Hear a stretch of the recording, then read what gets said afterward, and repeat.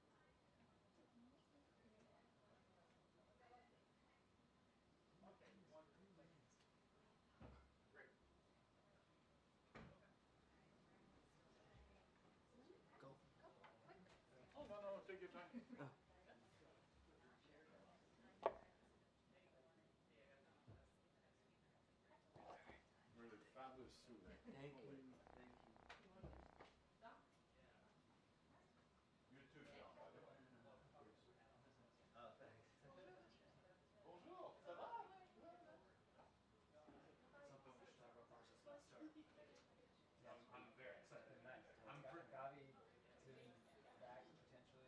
No, it's like get signings. Araujo, De Jong. It's amazing. Like if they're doing this well, that's brilliant. I think Flick's the real deal, man. Turned out they just needed some more intense training sessions. Yeah, not Xavi's like, let's play games. Mark Green's wife says As you broke the having internet? an affair with a 36-year-old from Rachel Eichmann? Axios. The Wi-Fi doesn't do that. I thought you meant like I had just an amazing tweet. No, Writ large, not the Wi-Fi. no. So you're not doing the full switch up to a like. No, I'm just doing a personal tour.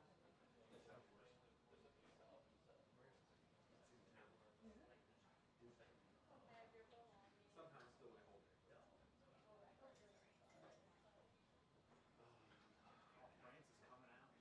France is coming out. Pope? Pope. No, neither Catholic. They're both anti-life. Boom. France is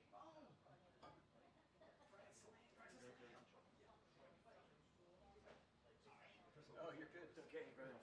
Don't worry about it. Is everybody ready? you know. Sort of? Yeah.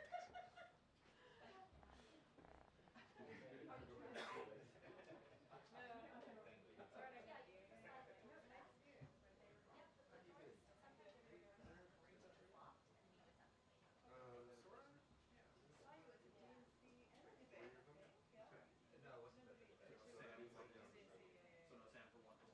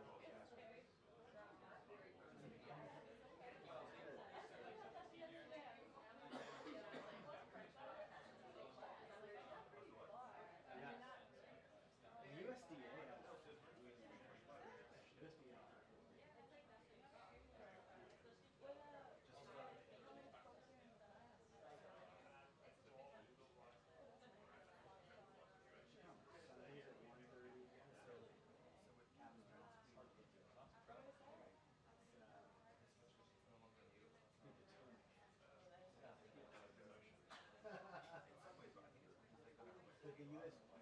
There's the good stuff in Palestine.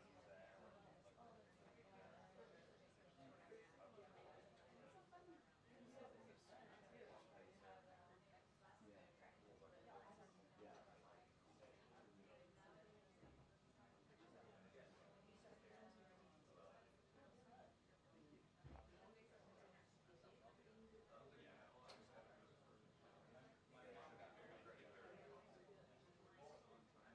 Thank you.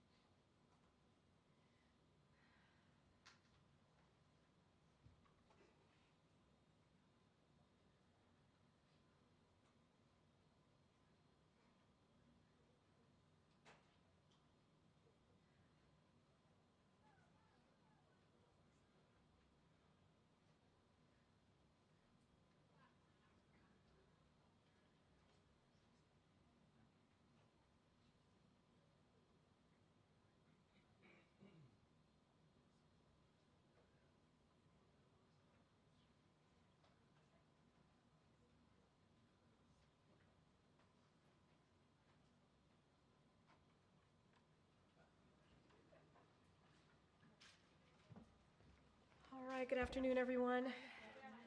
Happy Friday. Okay. We all feel the same way, although tomorrow is another work day. Okay, so I have a couple things at the top. So yesterday, a North Dakota judge struck down the state's near-total abortion ban. The law makes it a felony for doctors and other healthcare providers to provide women the care that they need. It is extreme, dangerous, and terrifying, and has left North Dakota without any abortion providers. And that was made possible when the former president handpicked three Supreme Court justices to overturn Roe v. Wade. As a result, more than 20 states have abortion bans currently in effect. And it's not stopping at the state level. Republican elected officials in Congress have proposed 4 national abortion bans while refusing to protect nationwide access to IVF and contraception. President Biden and Vice President Harris believe that women in every state must have the right to make deeply personal decisions about their health.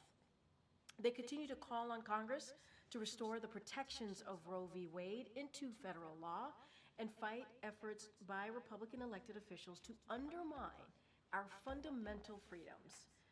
Next, I wanted to also quickly recognize all of the amazing Team USA athletes who participated in this year's Paralympics in Paris that ended this past weekend.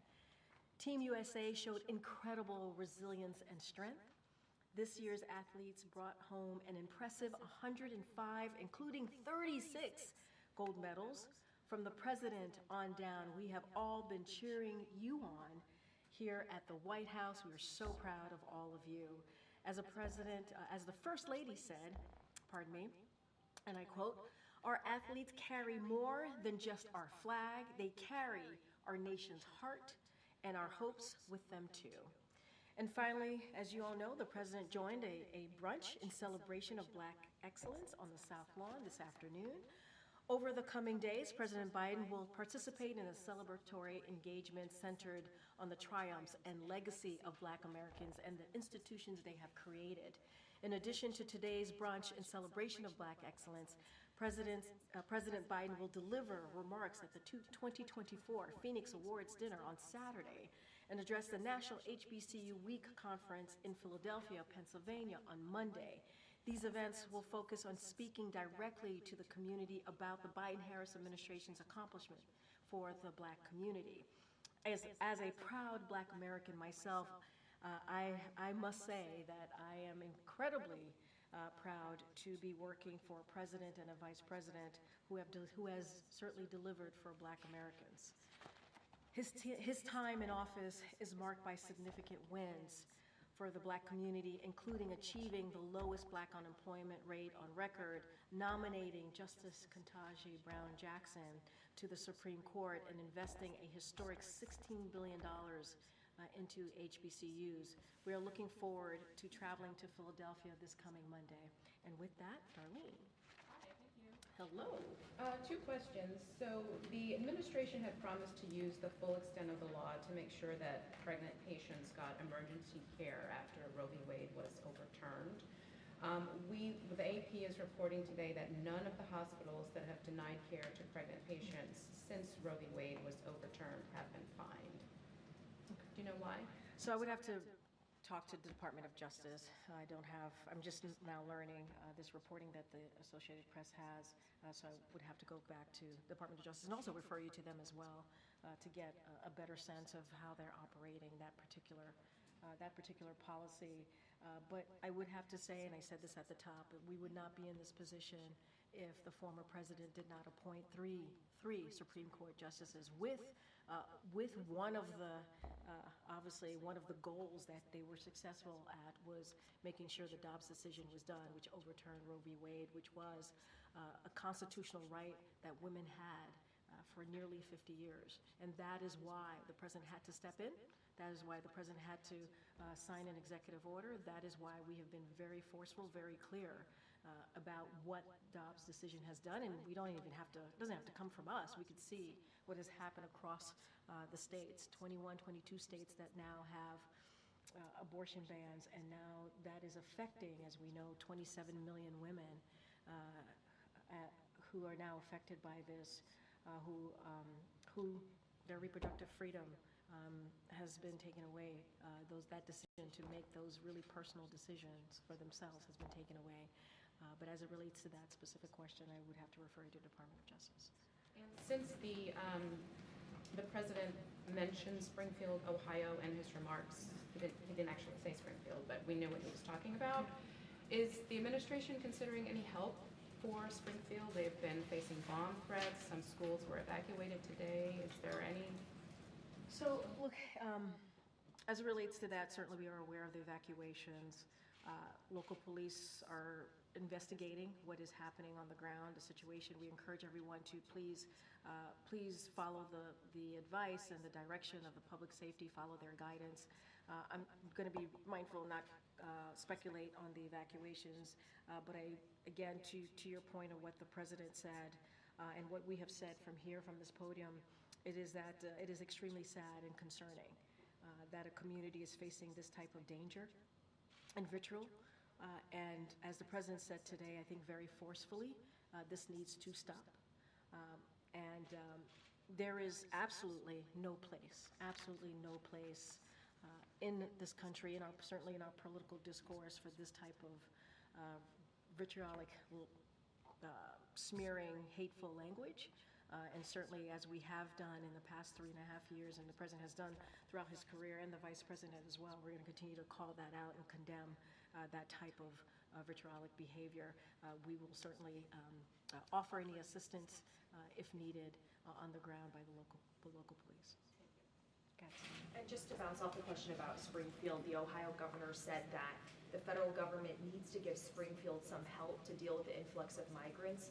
What's the president's reaction to that, and does the White House have plans to provide some funding to the state? So a couple of things, and I'm actually glad you asked this question, because there are a couple of things I do want to lay out that the administration has been able to do. Again, this is conspiracy theory, what we're hearing, that has been debunked by the Ohio Police Department, the Springfield mayor, the city manager, and so we have to make sure that we put that out there, that this has been debunked, and spreading this type of hateful conspiracy theories is indeed very dangerous. It's very dangerous. So since day one, our priority has been ensuring communities across the country have the support they need.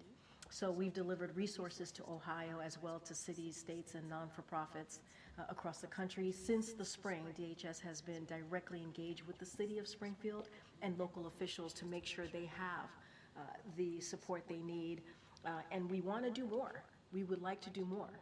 That's why we did the bipartisan proposal with the Senate early at the end of last year, obviously early into this year. And it was stopped. It was stopped because the former president said that bill, that particular proposal, would hurt him and help Joe Biden. And so Republicans in Congress stopped that. It would have given more. It would have given more resources to cities like Springfield, Ohio.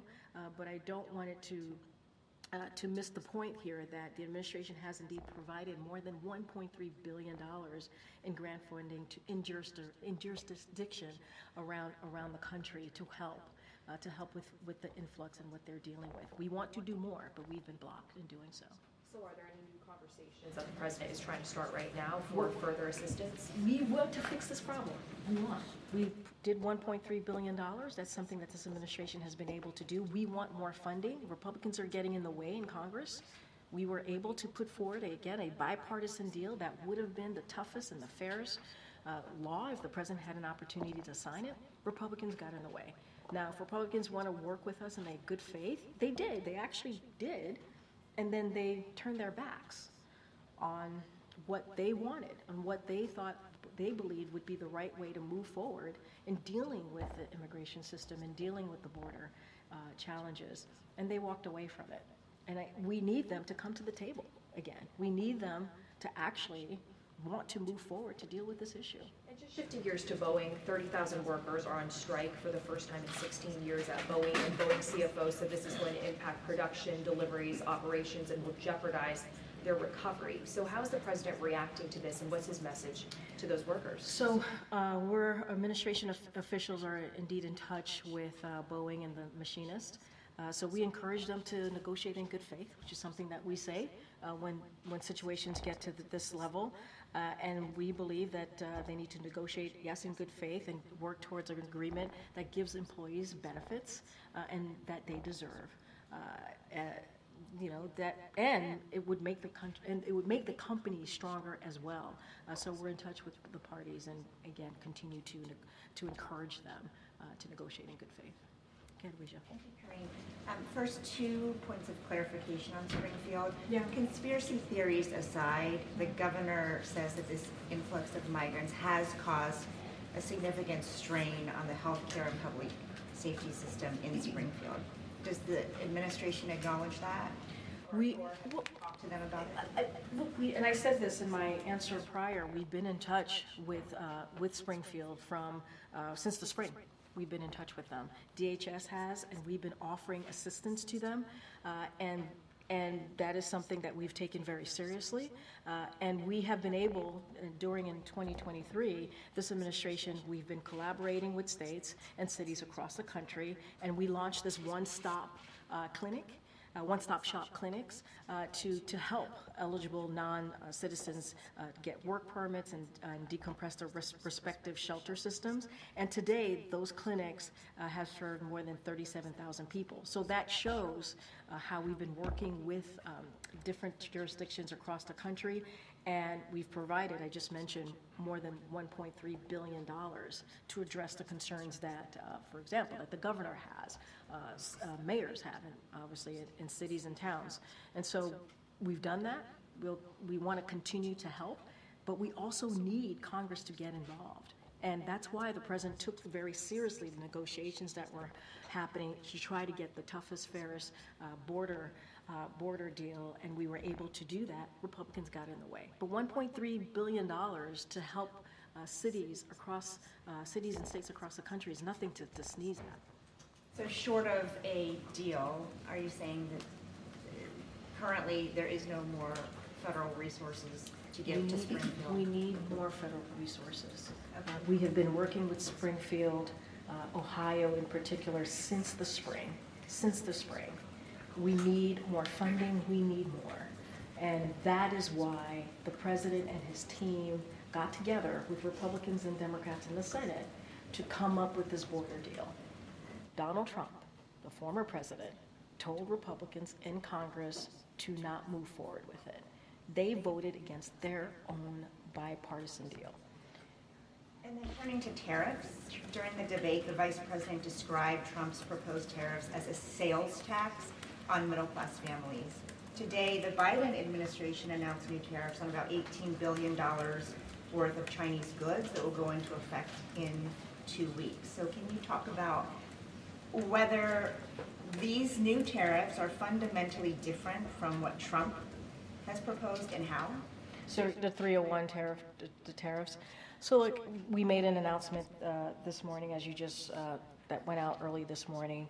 And I think the president, back in May, when he was announcing that he was going to take action, he said very clearly he was going to do that to protect Americans, workers and businesses from China's unfair trade practices. And that's a commitment that he made and he spoke to back in May. And the comparison, as you're asking me, the Trump administration, the last administration, their trade deal with China failed to boost American manufacturing. And what the president's economic agenda, what we've been trying to do for almost 4 years now, and we've seen some results here, is nearly $1 trillion of new investments here in America. Manufacturing investment has hit record highs, and factory construction has doubled to a record high. The annual trade deficit with China is the lowest in a decade, and that is because of the president's economic agenda, lower than any year under the last administration. And so the president is going to continue to take action to protect American workers and manufacturing, and encourage China to eliminate its unfair practices. As it goes to the specifics of it, obviously USTR will have more information on that. But the president made a commitment. He's keeping to his commitment, and if you can see what his economic agenda has actually done, manufacturing, businesses, and how that lines up with China and what China has, how his agenda has affected China's behavior, and I think that matters. I'm sorry, I should have been more clear. Yeah. How is it not a sales tax on all the goods that people buy every day? Look, what we're trying to do is making sure that we're protecting American workers and businesses. That's what we're doing. USTR can certainly get into more details and specifics to your question, but our commitment, and I think it shows in the president's economic policy, as I just laid out, and how the annual trade deficit with China is the lowest in a decade, lower than any year during the last administration. And so what we're trying to do is eliminate China's unfair practices, and we've seen the results of that. That was the commitment that this president made in May, and that's the commitment that will continue. And this is about American workers and businesses, and we're going to certainly continue to deal with China's unfair trade practices, and that's what you're seeing. Go ahead. Just back to the Boeing strike, does the White House believe that there is an immediate economic impact from the strike? So we're in touch with officials, and this is something that, as I say all the time when I get asked this question, we're going to monitor very, very closely.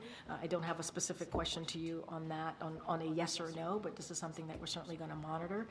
What we want to see is all parties to come together in good faith and come up with a deal that helps the workers, the hard work, right, continues to really respect the hard work that the workers do day in and day out for companies. But I don't have anything specific. We're going to monitor. We're going to keep eye on it. Not even a general assessment on the economic impact, immediate or otherwise? This is something that we're going to monitor. Okay, and just staying on that topic and stepping back a little bit, you've obviously gotten a number of Boeing-related questions in this job, the door that blew off the plane, number of compliance issues. There are 2 astronauts who are literally stuck in space. What do you think is going on with the company? I can't speak for what's going on inside a company. That is for them to certainly speak to. As it relates to the strike that is currently happening, we're certainly in touch with Boeing and the machinists. We want them to come together in good faith as it relates to the safety concerns that Americans should have, rightly have. Obviously, the Department of Transportation has been on top of that, dealing with ways to make sure there's transparency and they deal with those safety issues. FAA has been on top of that as well, but I can't speak to what's going on with Boeing. That is something for them to speak to. Just one more on a separate topic.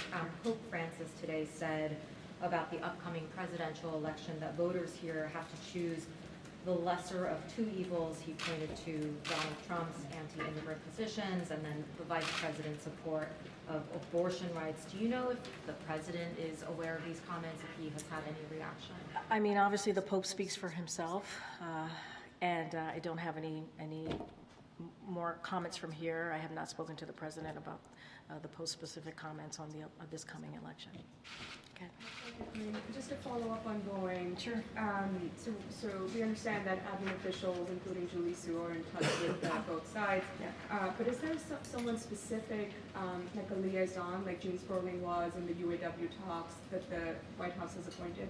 So I don't have a specific person to point to from the White House. White House officials, including the Department of Labor, as you just mentioned, the secretary, the acting secretary, has been in touch with Boeing and the machinist on this particular matter, but don't have a person to point out to you. But White House officials here have been in touch. And are the president or the vice president planning to join any of these workers on the picket line? Have any discussions taken place? As you know, the president was the first president to go to Michigan and be with UAW workers when they were striking, and he was very proud to do that. Has been named the most pro-union president ever, and so he's proud to hold that title. I don't have or acknowledgement I just don't have anything to share on either of their schedules. Has the president spoken to the union? I don't have a call to speak to at this time. And one quick one on the U.S. Steel, Nippon Steel deal. The Washington Post was reporting that the White House may push a decision on the deal until after the election.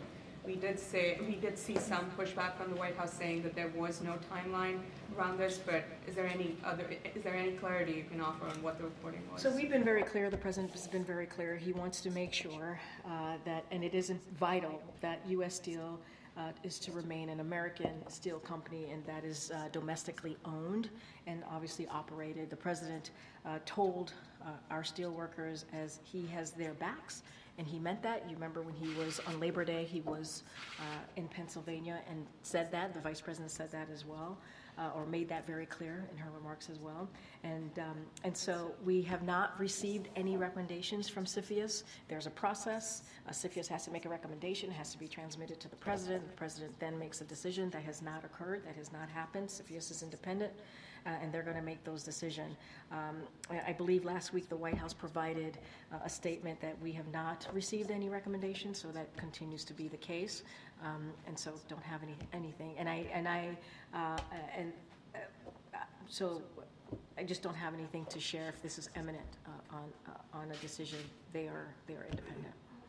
Will the White House recommend that CFIUS expedite the review process? It's their process. CFIUS has been looking at the deal for a while. For some time, I know. Yeah. And it's their process. They are independent. And the process is they make their decision, their recommendation. It's transmitted to us, and the president obviously makes a decision. But that has not occurred.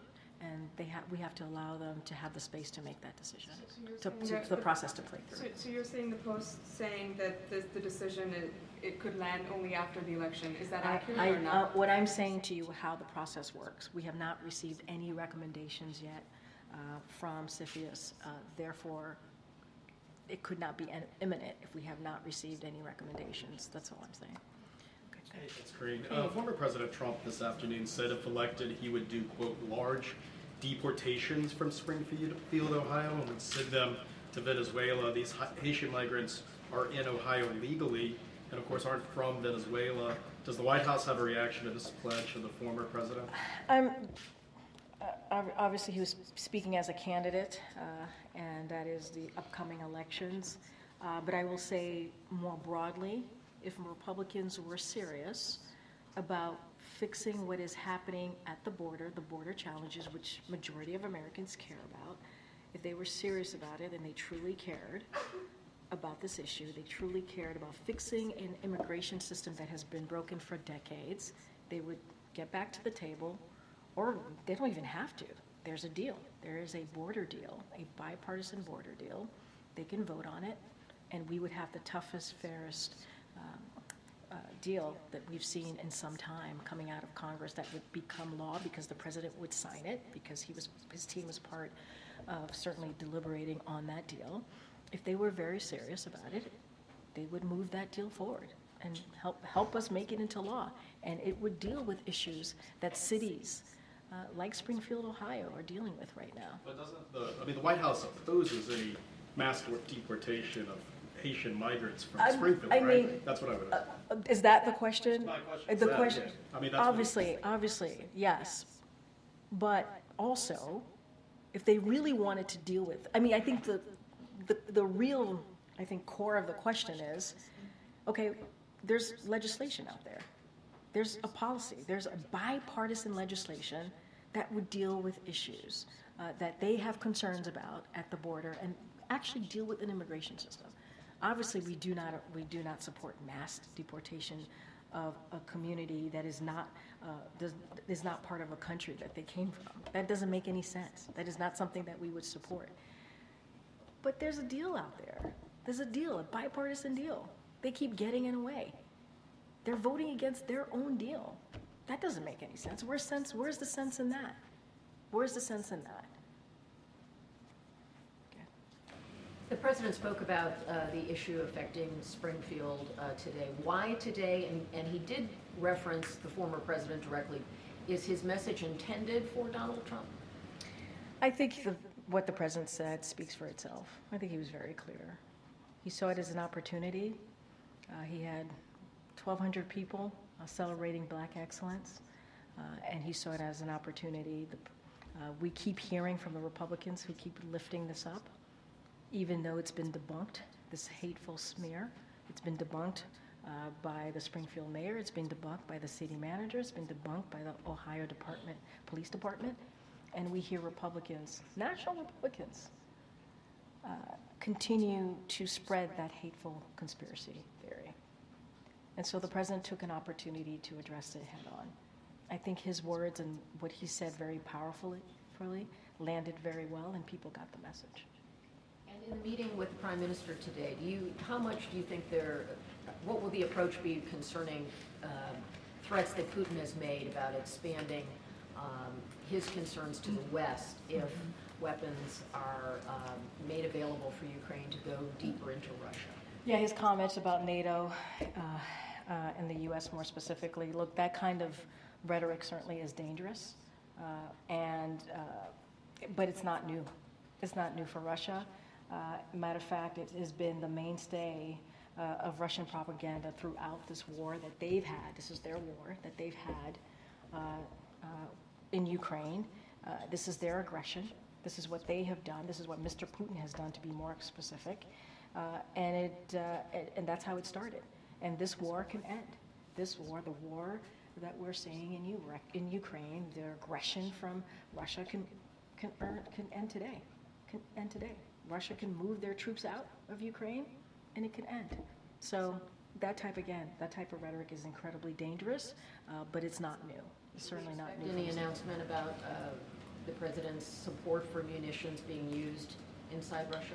I wouldn't expect any big announcement today. Look, the president certainly is looking forward to meeting with the Prime Minister. He believes it's an important conversation that they're going to have, and a varied conversation, a wide range of conversation about Indo-Pacific, Ukraine, obviously the Middle East, and so I would just leave it for there, and our policy certainly hasn't changed. Thank you, Karine. What is the holdup on a decision allowing Ukraine to use long-range missiles inside Russia? I'm not going to go. I got this question yesterday. I'm not going to deliberate here. I'm not going to get into specifics from here. As I said to Kelly O, I would not expect there to be any announcements on this coming out of this meeting. That's not something that I would expect. There's been no policy change, but what I can continue to make sure that you all know and you see it for yourself is that the president is committed to make sure that Ukraine has what it needs to defend itself against Russia's aggression, to defend and fight for their democracy. I'm not going to deliberate from here. The bigger criticisms of this administration has been that on everything it's ultimately given to Ukraine, the answer was first a no on ATACMS, on HIMARS, on Patriots, on fighter jets, and that if this had just been given to them on day one, maybe there wouldn't be the funding fatigue that Congress now has to grapple with the next time they need help, and that the aid that you guys promote has been slow-walked in the form of a decision to use it. Let's step back for a second. What this president has been able to do in the past 2 years, really in his entire administration, is fix the reputation of this country that was tainted by the last president. We have to remember how we started, where we started, and what this president has been able to do. People thought NATO was going to be weaker. The president made NATO stronger. We got two more countries that are now members of NATO. That's because of this president's leadership. We have 50+ countries who are now backing Ukraine and continue to do so because of this president's leadership. Ukraine is fighting for their sovereignty, they're fighting for their freedom, and against Mr. Putin, who decided that he wanted to invade. The president has been very clear how important it is to stand with Ukraine in this time. We're talking about democracy. We're talking about freedom. And if anything, this president's actions and what he's been able to do has shown just that. Because it's not just about Ukraine and NATO and Europe. It's also about our national security as well. It's all connected. And the president's always going to do what is important for the American people. And I think that is what you've seen, and that is what the president's going to focus on and continue to do. I just remember sitting here, a couple years ago, splitting hairs with Jen Psaki over whether drones are offensive or defensive weapons. I mean, this has been a struggle of this administration that has been a topic of criticism. And now, for instance, this week in the debate, the vice president was promoting what this administration has done in terms of giving Ukraine what it needs, but there's plenty of criticism outside of that to say that it's also effectively blocking a victory by slow-walking these decisions. I think if you were to ask those 50 nations, if you were to ask NATO leaders, if you were to ask President Zelensky himself, their thoughts on the president's leadership, I don't think they would have the words that you just said to me.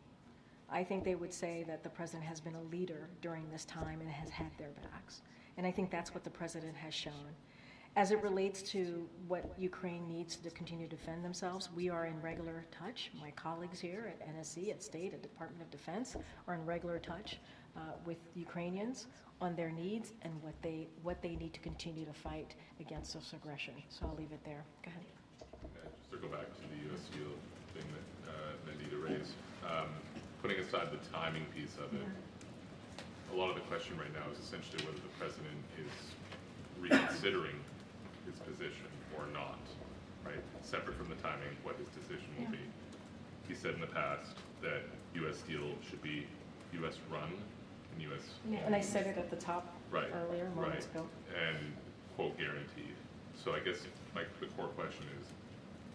And he said he has their backs. He said that on Labor Day. But is he still planning on killing Steel? We have to see the recommendation from CFIUS. That is the process. The president is waiting to see what CFIUS recommends. That hasn't happened. There's a process. They're going through their process. I know that it has been some time, but they're independent. They're going to go as slow as fast as they choose. And so we're going to let that process happen. The president's not going to say any more than what he has said until CFIUS transmits their recommendation, and it hasn't happened yet. And so I'm not going to get ahead of that. And what I will say, and I know you didn't ask me about the timeline, but we put a statement last week saying that it hasn't happened yet, so therefore it cannot be imminent. Well, we've reported that the existing CFIUS timeline is September 23rd, so that's not too far away from now. And I'm not gonna get into it from here about a timeline, their deadline. I'm just saying to you, we have not received their recommendation. And so, yeah. Joe Biden's previous statements on this, U.S. Steel remaining domestically owned and run guaranteed, still stand? Still stand. I literally mentioned it in a question that I received from one of your colleagues, and I said his position continues. It is vital. It is vital for U.S. Steel to remain American steel company that is domestically and certainly owned and operated. That stands. He said that on Labor Day, which was not too long ago, when he was in Pennsylvania. He said to the steel workers he has their back, and that stands. As far as CFIUS, they haven't made their recommendation. It has not transmitted over yet. So the president, I can't say anything until that happens. Very quickly, with respect to the meeting this afternoon, we've reported that European countries believe that Iran has begun providing ballistic missiles to Russia to be used in attacks on Ukraine. Can you speak to whether the U.S. also believes that those shipments have begun, or is it unclear? So I would refer you to NSC. I believe they did a gaggle earlier today, so I would refer you to those comments. Okay, thank you. I just want to go back to the long-range missile. Sure. Just one more. It's just that, I mean, considering the tone of the Russian president, the fact that you would take this as a direct participation of NATO members, and considering Article 5 of NATO Charter, what type of conversation has the president had with his colleagues, Canadian Prime Minister, for instance, one of them, just to have everybody ready for a potential attack on the NATO country? Look, I'm not going to get ahead of any conversations. What I can say are certainly our policy has not changed. I don't want to speak to hypotheticals here. I'm not going to go into what if this happens, then what. I'm not going to get into hypotheticals. What I can say, this is incredibly dangerous type of rhetoric that we're hearing from Russia. Not unusual. This is the type of propaganda that we've heard from Russia throughout this war. And when asked, we're going to be very clear about that. And then when also asked, we're going to also be very clear that this war can end. Mr. Putin can end his aggression that we have seen in Ukraine. It is his war that he started. He can end it. Pull the troops out. Pull his troops out. He can end it. Conversations with leaders, NATO leaders. I don't have any. The gravity of the conflict. I don't have any new conversations to share. As I've said, this is not new for Russia. We have seen this throughout the war, making this type of dangerous comments, dangerous rhetoric, not new. And there is a way to fix this. This is for Russia to end its war. A personal question, actually, Karine, because I was listening to you this morning, well, at noon, and you refer to yourself as a proud Haitian American. Yeah. That's not new. That's not new. No. But do you take this personally when the community is a target of attack as it is at the moment in Springfield? I take it personally when any community, any vulnerable community is attacked. Not just a community that I belong to and proudly belong to, but any community, any vulnerable community that is attacked, wrongfully so, in a hateful way. One of the things that I'm proud about in being part of this administration is that we condemn that type of stuff. We condemn that type of hateful language. That's what I'm going to continue to do. And I get to do that on behalf of President Biden, who also condemns that type of hateful rhetoric, as you have heard him today and many times before, when a vulnerable community is attacked. That's not what national leaders should be. Political leaders should not be attacking vulnerable communities. That's not who we should be. And if they're going to fall for conspiracy theories online, maybe they shouldn't be our leaders. Maybe they shouldn't be. But it is on all of us. It doesn't matter if you're Haitian American, it doesn't matter if you're Jewish American, it doesn't matter if you're Muslim American. All of us should come together when we hear that type of hateful rhetoric. We should come together and have each other's backs and call it out, because it's not okay. It is dangerous. It is dangerous. It puts people's lives at risk. And this president is going to continue to stand up and speak against it. Are there any Go ahead, Patsy. Thank you, Karine. One last try. It's not funny. I know I'm you just want to asking make. a question. Wait a minute. Hold on. You're making Hold on. distinctions. Wait. Hold on. It's not funny. Wait. No. It is not. Wait. I'm answering. Let me answer. Are there Stop. any vulnerable communities? Not everybody wants to hear the sound of your voice, sir. Give me a second, and I will tell you my answer. It's not funny. Patsy. Thank you, Karine. Following up on one last try on the long-range Sure. weapons, can you just give us a sense of what might be the president's biggest concern at this point? Is it the risk of escalation with the nuclear power? I'm not going to get into hypotheticals here. We're going to call it out. Oh, you mean like with Russia making the comments about NATO and U.S.? We've been trying to get you to give us more details on what's a holdup on providing I missiles see. to Ukraine. I don't have anything else to share. Our policy has not changed. We are going to be in regular touch with the Ukrainian people as they continue to fight against this aggression from Russia. No change in policy. I just don't have anything to add. The president has been a leader when it comes to giving Ukraine the support that they need. 50-plus countries, that is important to note. Making NATO stronger, that is important to note, and that is because of this president's leadership. I just don't have anything else to share behind that. Can we stay on Russia, if Sure. you may? The State Department just announced new sanctions on Russian state media RT. laying out its disinformation campaign operations to destabilize various governments, including the government in Argentina, creating tensions between neighboring countries. Does the administration have a specific strategy to try to stop RT's efforts in the Western Hemisphere or other places in the world? So I'm going to let certainly the State Department and the Department of Justice speak to their announcement. You heard from the State Department today. You heard from the Department of Justice last week. We are taking this very seriously. They are taking it very seriously. I'm not going to get into what's next. Certainly they will make announcements on their own if they feel that there's more to share. Can I just indulge with a response that RT has given out on social media, saying RT lives rent-free in the State Department's head. We're running out of popcorn, but we'll be here live, laughing hard. I mean, kind of mocking the administration's steps on sanctioning them at this point. Do you have a response? So, so let's not forget last week, the Department of Justice, and I just mentioned the Treasury and State, they took some actions to disrupt Russia's covert information operations to undermine our democratic institution in the homeland. We do not laugh at that.